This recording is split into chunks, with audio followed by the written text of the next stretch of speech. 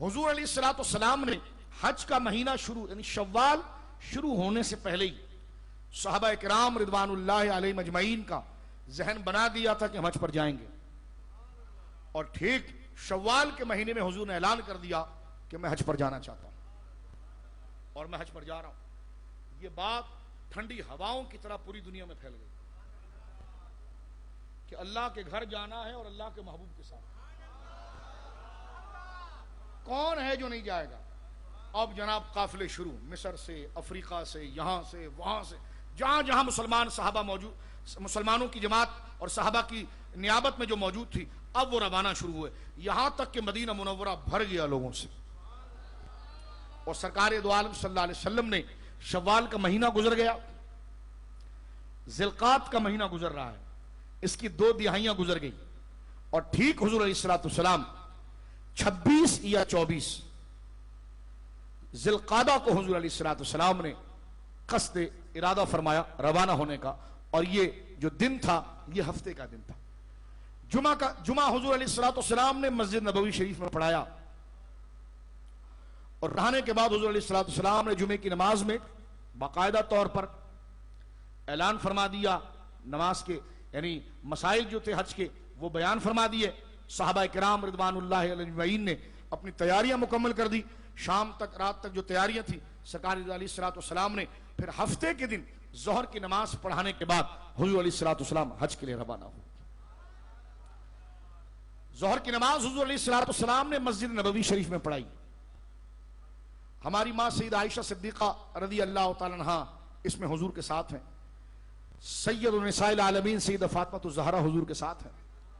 کیونکہ حضرت علی رضی اللہ تعالیٰ عنہ مدینے میں نہیں تھے۔ حضرت علی رضی اللہ تعالیٰ عنہ کو ایک سریہ جنگ کے لیے حضور علیہ السلام نے یمن بھیجا تھا، ان کو یمن میں خبر ہو گئی تھی کہ حضور جا رہے ہیں، انہوں نے سارا معاملہ وہاں پر مکمل کرنے کے بعد وہ یمن سے ڈائریکٹ مکہ کی طرف آئے، یعنی مدینہ شریف آنے کے بجائے وہ مکہ کی طرف آئے کہ سرکار سے ملاقات کریں۔ تو سرکار علیہ السلام نے ان کی امانت اور اپنی بیٹی سید النساء العالمین سیدہ فاطمہ الزہرا رضی اللہ تعالی عنہا کو اپنے ساتھ لیا۔ رضوان اللہ اجمعین حضور اگر ہاتھ اٹھائیں تو جبے میں سے سرکار کی بغلوں کی نوری شعاؤں کو وہ دیکھیں تو وہ منظر کیا ہوگا کہ جب سرکار علیہ السلام نے جبہ جسم پر نہیں ہے، صرف جسم کے اوپر سرکار کے 2 چادریں ہیں، کبھی راستے میں چادر ڈھلک بھی جاتی ہوگی، سینہ مبارک نظر بھی آتا ہوگا، تو وہ منظر جو صحابہ کرام نے دیکھا، اللہ اکبر، 14ویں کا چاند بھی اس پر نثار ہو جائے جو میرے آقا علیہ السلام کی بدن کی شان تھی۔ میری ماں ام المومنین حضرت عائشہ صدیقہ رضی اللہ عنہا کہتی ہیں، جو بات ہے باقاعدہ تحدیث نعمت کے لیے ہماری وہاں کہتی تھی، فرماتی ہیں کہ سرکار علیہ السلام نے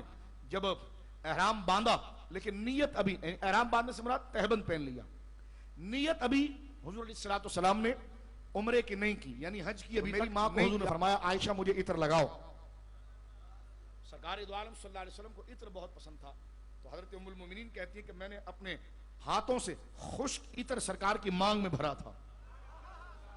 بولیے سبحان اللہ، سرکار کی مانگ میں نے خشک عطر بھرا تھا اور اپنے ہاتھوں میں مل کر سرکار کے سینے مبارک اور سرکار کی پشت انور پر میں نے اپنے ہاتھوں سے عطر لگایا تھا۔ سرکار دو عالم صلی اللہ علیہ وسلم نے ظہر کی نماز پڑھائی اور اعلان کر دیا گیا، قافلے تیار ہو گئے، اور پھر حضور علیہ السلام کا یہ قافلہ روانہ ہوا۔ احادیث میں آتا ہے کہ سرکار دو عالم صلی اللہ علیہ وسلم ایک طرف سے سلام کا جواب دیتے تھے، دوسری طرف سے سلام کا جواب دیتے، صحابہ پوچھتے حضور کون ہے؟ فرمایا میرے بھائی موسیٰ بھی چلے آ رہے ہیں، میرے بھائی عیسیٰ بھی چلے آ رہے ہیں، یعنی حضرات انبیاء کرام بھی چلے آ رہے ہیں، اور حدیث کے اندر موجود ہے سرکار دو عالم صلی اللہ علیہ وسلم بتا رہے ہیں کہ یہ وہ جگہ ہے جہاں سے موسیٰ ابھی گزرے ہیں۔ بلکہ علامہ صاحب روح المعانی نے مسئلہ لکھا ہے، جو طواف جاری تھا نا، طواف کے اندر باقاعدہ حضور علیہ السلام نے طواف روک کر مصافحہ کیا، تو حضرت عبداللہ بن مسعود نے پوچھا حضور یہ طواف روک کر آپ نے کس سے ہاتھ ملایا؟ فرمایا میرے بھائی عیسیٰ میرے ساتھ تھے، میں نے اس سے ہاتھ ملایا۔ تو گویا کہ حضرات انبیاء کرام بھی، اور یہ کیسے نہ ہو کہ خلق کا بادشاہ جناب محمد رسول اللہ کے گھر کی طرف جا رہا ہے، اور یہ دن پھر اس کائنات میں کبھی نہیں دیکھنا تھا، تو انبیاء کی روحیں بھی آئیں، وہ قبروں سے بھی آئے، ساری خدائی جن کو خدا نے شرف عطا فرمایا وہ حضور علیہ السلام حج کے ساتھ اس حج کے سفر میں شامل ہوئے اور سرکار دو عالم صلی اللہ علیہ وسلم کے ساتھ روانہ ہوئے۔ 5 ذی الحجہ کو حضور علیہ السلام باقاعدہ طور پر مکہ مکرمہ پہنچ گئے اور جبل کعبہ جو ہے یہیں سے حضور علیہ السلام کا ورود مسعود ہوا. سرکار دو عالم صلی اللہ علیہ وسلم نے طواف مکمل فرمایا. سرکار کا احرام جو تھا وہ قران کا تھا, مالیا. اور طواف بھی کیا طواف ہوگا جب میرے آقا رمل کر رہے ہوں گے. رمل کا مطلب یہ ہوتا ہے کہ جو عمرہ کرنے والا ہوتا ہے یا حج کرنے والا ہوتا ہے حالت احرام کے اندر, کیونکہ صحیح اس کے ساتھ جڑی ہوئی ہوتی ہے, تو طواف کے 7 چکروں میں پہلے 3 چکروں کے اندر وہ اپنے پاؤں کے پنجوں کے اوپر چھوٹے چھوٹے اسٹیپ اٹھاتا ہے. جس طرح اکھاڑے کے اندر پہلوان لڑنے کے لیے آتا ہے نا, اس طرح چھوٹے چھوٹے اسٹیپ اٹھاتا ہے اور اپنے کاندھوں کو وہ ہلاتا ہے اور گویا کہ درود پاک یا دعائیں پڑھتا ہے. تو جب میرے آقا علیہ السلام نے یہ رمل فرمایا ہوگا تو سرکار کے چلنے کا انداز کیسا ہوگا, اللہ اکبر. تو سرکار دو عالم صلی اللہ علیہ وسلم نے طواف کے اندر زمزم بھی نوش فرمایا. اس سے علماء نے مسئلہ نکالا کہ طواف کے دوران اگر حاجی یا معتمر یا طواف کرنے والا پیاسا ہو جائے تو وہ پانی پی سکتا ہے. سرکار علیہ السلام نے جب پہلا چکر مکمل کیا, سمجھ میں جب پہلا چکر مکمل کیا, اس میں علماء کا اختلاف ہے, لیکن یہ باتیں بھی روایات سے ثابت ہیں کہ سرکار نے رکن یمن شما ہے اور رکن اسود کو بھی شما ہے.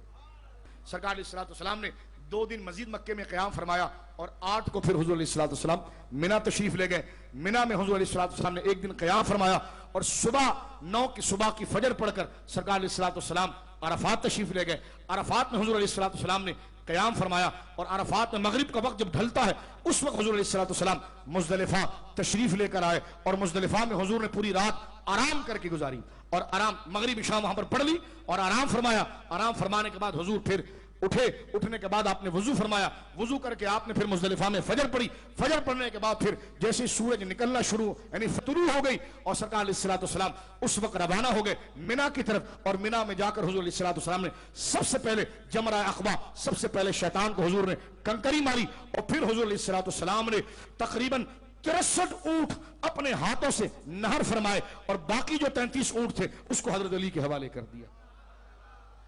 100 اونٹ حضور علیہ السلام نے, کتنے 100 اونٹ نہر کیے ہیں, جس میں 63 اونٹ حضور علیہ السلام نے اپنے ہاتھ سے کیے. 63 اونٹ جب کیے نا تو صحابہ کرام کی آنکھوں میں آنسو تھے. کسی نے پوچھا کیوں؟ فرمایا 63 اونٹ اس بات کی دلیل ہے کہ حضور نے اپنی عمر شریف کی طرف اشارہ دے دیا ہے کہ یہ 63 عمر اونٹ سے مراد یہ ہے کہ 63 سال عمر شریف میں نے اللہ رب العالمین کی جانب سے حاصل کر لی.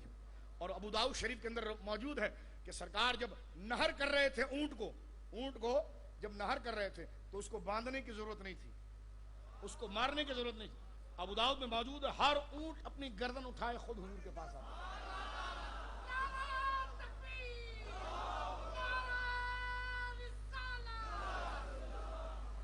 ہر اونٹ اپنی گردن اٹھائے خود حضور کے پاس آتا تھا اور سرکار علیہ السلام اسے نہر کرتے تھے. 63 اونٹ حضور علیہ السلام نے اپنے مبارک ہاتھوں سے نہر فرمائے ہیں اور بقیہ اونٹ کے لیے سرکار نے وہ خنجر جو تھا وہ حضرت مولا مرتضیٰ کے حوالے دیا اور فرمایا کہ تم اس کو نہر کرو. اور اس حج کو حجۃ الوداع کہا جاتا ہے.